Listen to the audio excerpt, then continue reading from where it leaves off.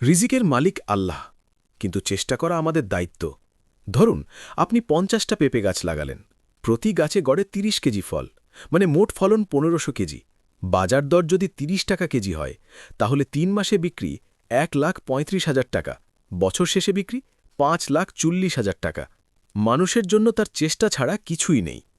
আসসালামু আলাইকুম। মাত্র ১৫০০ টাকা। হ্যাঁ, ঠিকই শুনেছেন। এই সামান্য টাকা থেকেই শুরু হতে পারে আপনার ১,০০,০০০ টাকার ইনকাম। সমস্যা কোথায়? আজকে অনেকেই বলে, কাজ নেই, টাকা নেই, সুযোগ নেই। কিন্তু সত্যিই কি সুযোগ নেই, নাকি আমরা অপেক্ষা করছি কোনো অলৌকিক ঘটনার জন্য?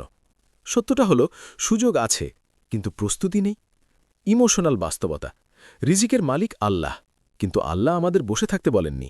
পবিত্র আল কুরআনে বলা হয়েছে, মানুষের জন্য তার চেষ্টা ছাড়া কিছুই নেই। সূরা আন-নাজম ৫৩-৩৯। অর্থাৎ দরজা খুলে দেওয়া হবে, কিন্তু হাঁটতে হবে আপনাকেই। এখন আসি হিসাবের কথায়। ধরুন আপনি ৫০টা পেঁপে গাছ লাগালেন, প্রতি গাছে গড়ে ৩০ কেজি ফল, মানে মোট ফলন ১৫০০ কেজি।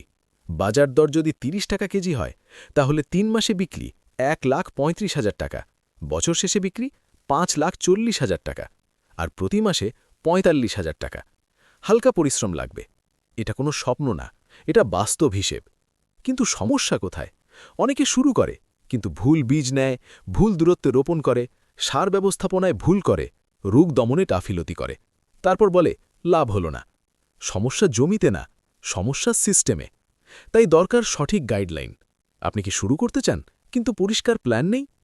মাত্র ১,০০০ টাকার একটি কোর্স আপনার সময়, পরিশ্রম এবং বড় ভুল থেকে বাঁচাতে পারে। ভাবুন, আপনি ১৫০০ টাকা ইনভেস্ট করলেন, কিন্তু ভুল পদ্ধতির কারণে ফলন কম হল। ক্ষতি কত?